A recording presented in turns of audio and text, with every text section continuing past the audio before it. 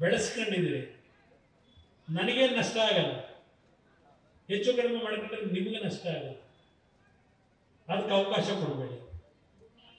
ನಿಮ್ಮೆಲ್ಲರಿಗೆ ಭಗವಂತ ಒಳ್ಳೆಯದು ಮಾಡಲಿ. ಒಂದು ಮಾತು ಹೇಳ್ತೇನೆ, ಇವತ್ತು ನವರಾತ್ರಿಯ ದಿನಗಳನ್ನು ನಾವಿವತ್ತೇನು ಆಚರಣೆ ಮಾಡ್ತಾ ಇದ್ವಿ. ಏನು ಬಾರಪ್ಪ ಇಲ್ಲಿ, ಬಾರಪ್ಪ ಇಲ್ಲಿ, ಬಾಪ ಬಾಪ ಬಾಪ, ಏನ್ ಬಾರಪ್ಪ, ನಾನೇ ಎದರೋಡೋಗನಲ್ಲ ಬಾರಪ್ಪ.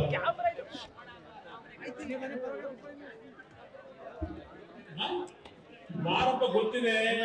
ಏ ಬಿಡಪ್ಪ, ಪೊಲೀಸರು ಯಾವರಪ್ಪ, ಬಾರಪ್ಪ, ಏನಾಗಿದೆ ತೊಂದರೆ, ಬಾರಪ್ಪ.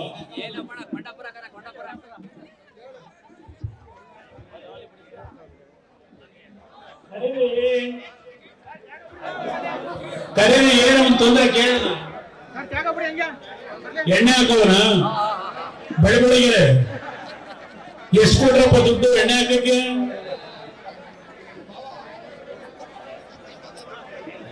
ಇದಕ್ಕೆ ನಾನು ಹೇಳಿದ್ದು ನನ್ನ ಜನತೆಗೆ ನಾನು ಮನವಿ ಮಾಡೋದು, ಕೆಲಸ ಮಾಡದೆ ಇಂಥವ್ರು ನಿಂತ್ಕೊಂಡು ಆಟ ಆಡ್ತಾರೆ. ಇದಕ್ಕೆ ಬಲಿ ಆಗಬೇಡಿ ಅಂತಲೇ ನಾನು ಅದಕ್ಕೆ ಮನವಿ ಮಾಡಿದ್ದು. ನಾನು ಎಳ್ಕೊಂಡು ನಮ್ಗೆ ಕಷ್ಟ ಇಲ್ಲ, ನಾನು ಪೊಲೀಸ್ ತಂದು ಹಿಡ್ಕೊಂಡು ಓಡಾಡಲ್ಲ. ನನಗೆ ರಕ್ಷಣೆ ಇದೆ ಪೊಲೀಸ್ ತರದು. ಹಾಗಂತ ಹೇಳಿ ಜನಗಳಿಂದ ದೂರ ಇರಲ್ಲ. ನಾನು ಯಾರು ಬೇಕಾದ್ರೂ ಬಂದು ನನ್ನ ಶರ್ಟ್ ಕೈ ಹಾಕ್ಬಿಟ್ಟು ಇತ್ತು ನೀನು ಅನ್ಯಾಯ ಮಾಡಿದ್ಯಾ ನನಗೆ ಅಂತ ಕೇಳತಕ್ಕಂತ ಅಧಿಕಾರ ನಿಮಗಿದೆ. ನಾನು ಹೇಳ್ತಾ ಇದ್ದೀನಲ್ಲ, ನನ್ನನ್ನು ಯಾರು ಬೇಕಾದ್ರೂ ಪ್ರಶ್ನೆ ಮಾಡಬಹುದು, ನಾನು ಉತ್ತರ ಕೂಡ ತಯಾರಾಗಿಲ್ಲ.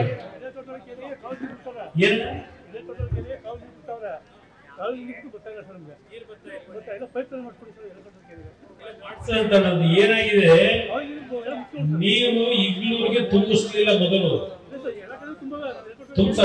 Pipe line ಆಗ್ಬೇಕೀಗ, ಮಾಡಿಸ್ಕೊಡ್ತೀನಿ.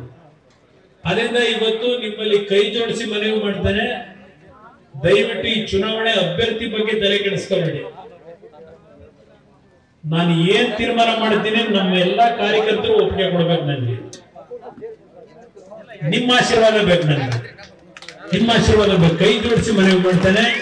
ನಾನು ಪುನಃ ಈ ಚುನಾವಣೆ ದೇವೇಗೌಡರು ನೆನ್ನೆ ಹೇಳ್ತಾ ಇದ್ರು, ನೋಡಪ್ಪ ನನಗೆ 21ನೇ ತಾರೀಕುವರೆಗೆ ಸ್ವಲ್ಪ ಆರೋಗ್ಯ ಚೆನ್ನಾಗಿರಲ್ಲ, ಮತ್ತೆ ನನ್ನ ಆರೋಗ್ಯ ಇಂಪ್ರೂವ್ ಆಯ್ತದೆ. ಚನ್ನಪಟ್ಟಣ ಹಳ್ಳಿಗೆ ನಾನು ಇಬ್ರು ನನ್ನ ಹೆಗಲಿಗೆ ಶಕ್ತಿ ತುಂಬಿಕೊಟ್ರೆ ನಾನೇ ಹಳ್ಳಿ ಮೇಲೆ ಬರ್ತೀನಿ ಅಂತ ನೆನ್ನೆನೂ ಹೇಳ್ತಾರೆ. 92 ವಯಸ್ಸು ನಾನೇ ಬಂದು ಓಡಾಡ್ತೀನಿ ಚನ್ನಪಟ್ಟಣದಲ್ಲಿ ಅಂತೇಳಿ.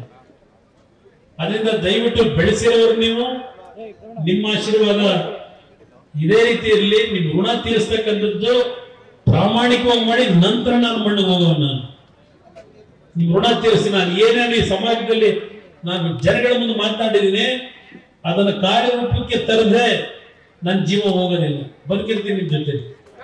ದಯವಿಟ್ಟು ನಿಮ್ಮ ಆಶೀರ್ವಾದ ಎಲ್ಲರೂ ಒಳ್ಳೆಯದಾಗಲಿ.